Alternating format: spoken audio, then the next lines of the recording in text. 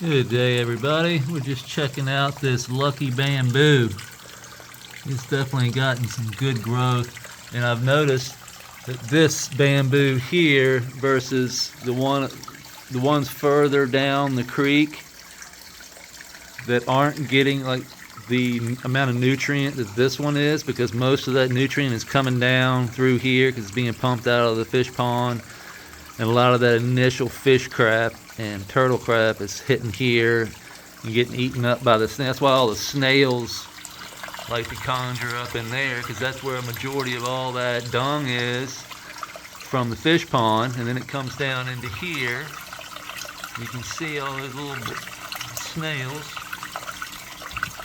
just eating away, and then you can see most of the grasses, the ivy, everything is starting to connect to the fish pond in the fish creek, I mean.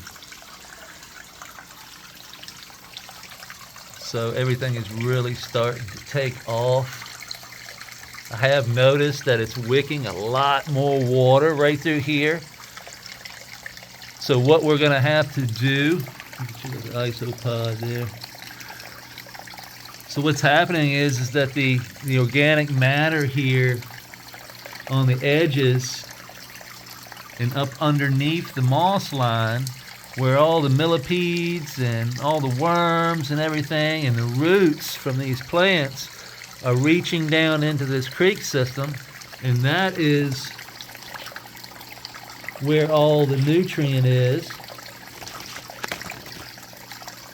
And the more organic matter that the millipedes and the ants and the isopods and everything else that's down there doing their job, all that organic matter is starting to fall into the creek, and as that organic matter starts to increase, it wicks more water up in that one spot where that organic matter is.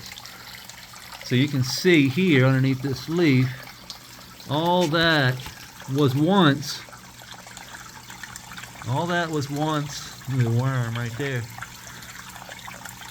or a slug, one or the other. All that was once moss, and they have just worked it and worked it and worked it, and all that organic matter has lined the edges of the creek, and that's what I want. But what I'm noticing is doing too much, so it can actually be wicking too much water up over the wall and into here, and that's a bad thing, but it's not an emergency. All of it's going to flow out over into that corner, and it's just going to fill up my trap hole like it's supposed to. So it's not an emergency. It is just something that I have to regulate. So I don't want to really have to.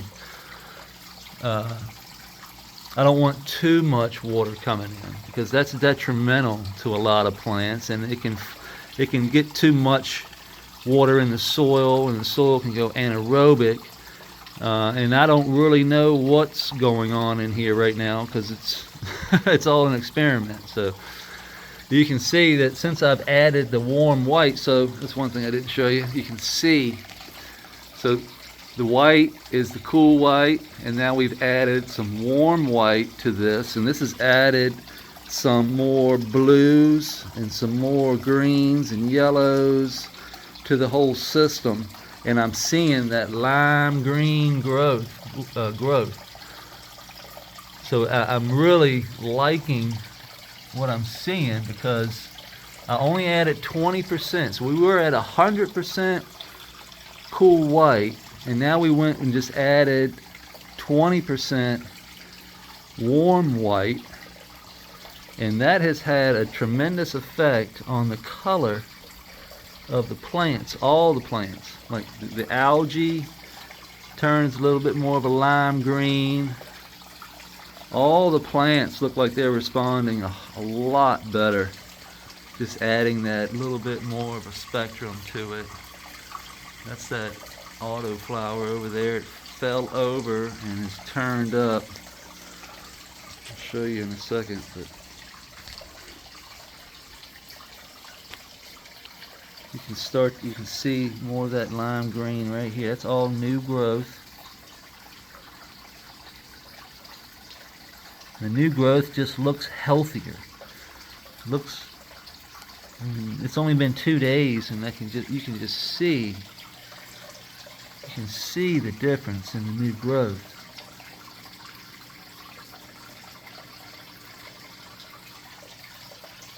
So I can't wait to be able to add some UVA and UVB to this whole system. So Grandmaster has add-ons, UVA and UVB add-ons, and they've done the research, and a little bit of UVA and UVB is what these plants and the whole system really needs to really thrive and really kick those secondary metabolites in these plants, which is what we're looking for. We're looking for the secondary metabolite. That's what gives us our sugars and our flavor, the flavor that we're looking for in our tomatoes. You can see the difference in this elephant ear, the color. This is just pest damage here but that's not a big deal. That's what these things are here for, to be little banker plants. I would rather have my pests eat, this than this. And also, these plants give me a good idea. They're also great, big, huge solar panels. They're creating a lot of carbon. They're grabbing that light from the air, from the atmosphere, and they're sucking it up. They're basically eating it. They're eating the atmosphere, and they're taking that carbon from the atmosphere and they're storing it in their leaves, and they're creating sugars, and then most of that sugar, some of it's stored in the leaf, and most of that sugar gets pushed down into their vascular system, down into the roots, and is pushed out through the root system, through the tips of the roots. And those are exudates. And it's just basic common sugar compounds like you would bake a cake with. Elaine Ingham explains it like you're baking cakes and cookies. So you have basic carbohydrates that are being created by the plant, pushed down into the soil, where they're exuded out through the roots. The microbiology then takes over with that power that the plants have provided. So that's basically what it is. It's power from the sun. And they're taking that energy and pushing it down. The microorganisms are then also using that same energy to eat, to poop, and the cycle goes on from there, all the way down to the cellular level, all the way down to the molecular portions of what's going on, just like in your guts. So when you eat something, it has to go down, has to be broken down by biology. Well, the same biology that's in our guts is same biology that's in this soil. It all comes from the same place. These plants, we have to eat these plants. We eat these plants. We ingest our food. We take it in. We swallow it. Our body biology breaks it down, and it allows us to use that as energy, so we can walk around and talk about things like this. That's basic stuff. It's a whole lot more complicated than that. It gets extreme. We don't even know half of what's going on in the soil. So, it's anybody's best guess, but we know the basics, and the basics are just that. They're basic. And we need to, I like to stick to the basics. I'm not a scientist, so I like to observe. I'm going to put everything we can into this system, and we're going to, now that we've got this set up, now I have what I've always wanted, and being able to adjust spectrums of light, because that's really what it's all about. The sun, we need energy from the sun, and when we get that energy, we're going to start to see crazy things. Look at that. I just pruned this the other day, and it's just shooting crazy, and the shoots are a whole lot more vigorous. They're more lime green, and this is just 2 days, and at 20%. I'm thinking I could probably I'm going to add another 20% in the next week. So the idea here is, I've got it written down over here, We have 4 channels. This is what we started off in week 1 at 100% cool white, no warm white, no red, no far red. So now we've gone for week 2 at 100% cool white, 20% warm white, no red, no far red. So week 3 we'll do 100%, 40%, no I'm sorry, 100%, 30%, we're at 10. And then we'll go to 40, and then we'll go to 50. I want to end on 50% of warm white. And then once we flip into flower, we'll start adding the reds. And we'll start to see what's going to take place here when we start to flip. And I really want to know is what are all my secondary plants, all my banker plants. I want to see how these react to the flip, to the change. So I know what the cannabis is going to, I know what these plants are going to do. I mean, I'm just looking here for new growth, for the different colors that we can get from when adding these different spectrums. But I'm really interested in seeing these. These are really going to tell me my elephant ears and all my grasses.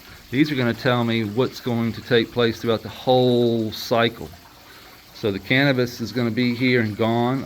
Everything else is perennial. So the cannabis is annual, so they come and go, come and go. I have to seed those. Everything else is on its own. I don't have to seed. I don't have to do anything to it. I just have to manage it. Basically, it's basically evergreen plants that can just withstand cold. They can withstand winter, and they can live off a little bit of light.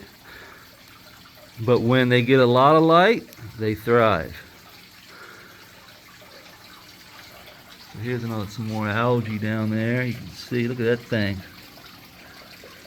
God knows what that is.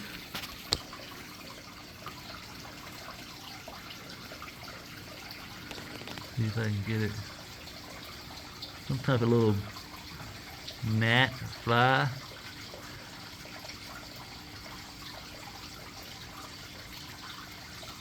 All these little mites down there just crawling around eating.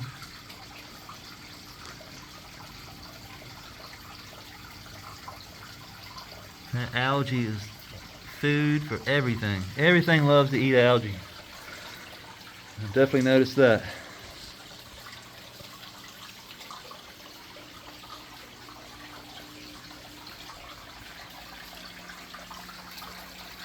So we've still got water down here. Not a whole lot, but some. That's to be expected, because as our plants grow, we'll start to reduce that. I mean, look at how these millipedes are just eating up.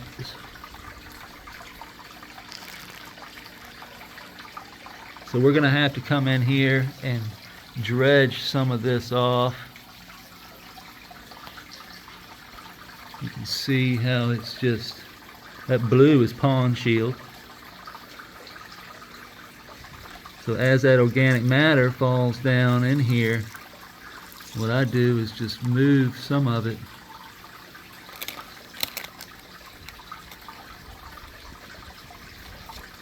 Look at the worm.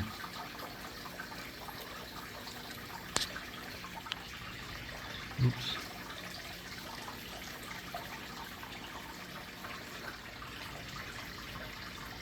All this organic matter is building up.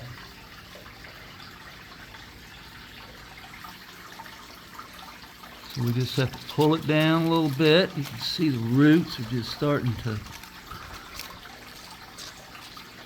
I want to disconnect that organic matter from pulling so much water up over this wall. So what I'll do is just pull it away, leave some of it in the creek, and then just put some gravel in there, and that will stop some of that wicking action. Help me out a little bit, and we'll have to do that in certain places. So I'm noticing that it's wicking a tremendous amount of water. So we'll just pull some of it back.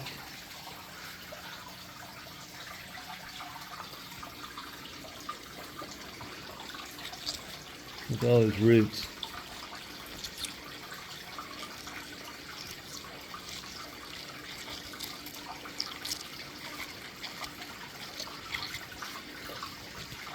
It's just wicking a tremendous amount of water up in there. So I'll just pull it down a little bit and we'll take some of this gravel. And that's it. That will reduce that line of water. See, that's just, see all that? That's just water being wicked up in there. You see all the roots from all the grasses. This is what we want. We want those roots in here, but I also don't want it to wick so much water, because it can wick too much, like up underneath there. All those roots are just wicking water.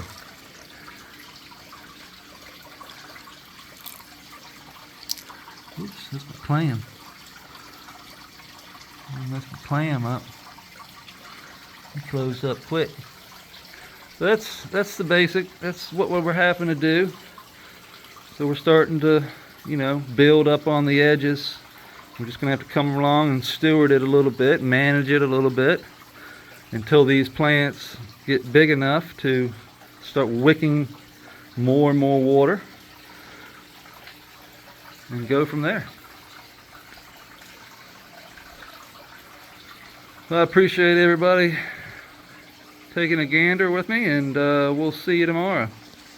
Have a great day.